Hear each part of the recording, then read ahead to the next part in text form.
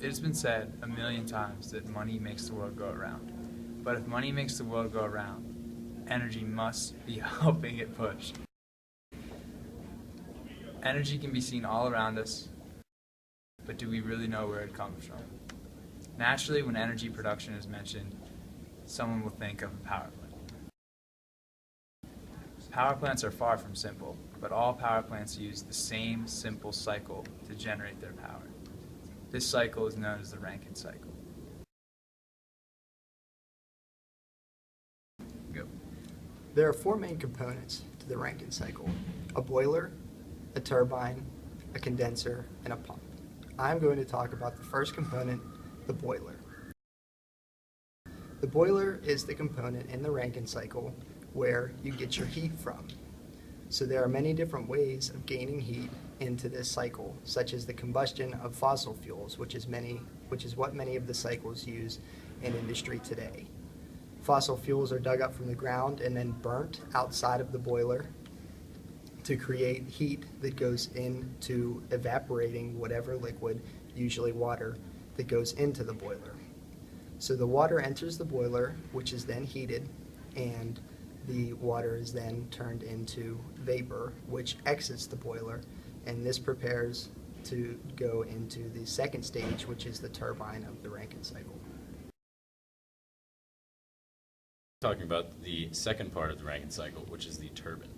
It is right after the boiler. It takes the superheated liquid from the boiler and it will move a shaft inside the turbine. This shaft movement is from the steam, which has a high volume, then turns the turbine, the shaft, and creates work. This work is then converted into the energy, which is the ultimate purpose of the Rankin cycle or a power plant. The steam that is used in the turbine is then transferred into the next stage, which is the condenser, where it continues the Rankin cycle and can be cycled back through to create more power. I'm going to be speaking about the third stage of the Rankin cycle. The third stage of the Rankin cycle is the condenser. It follows the turbine portion and takes the steam from the turbine and puts it in the condenser, where the steam is then condensed via cooling at constant pressure so it can return to its initial phase of liquid. Now, the condenser is very important because it's really difficult and inefficient to pump steam in the vapor phase all the way through the Rankin cycle. It's very important to keep it in the liquid phase so that the pump can be used most efficiently and in order to maximize energy output.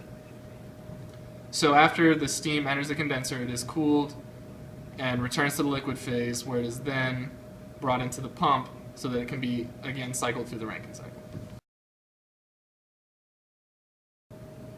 The pump is the final stage of the Rankin cycle.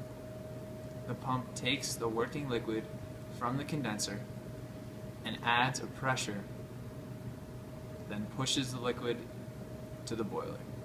To do this, the pump requires some sort of energy in the form of work.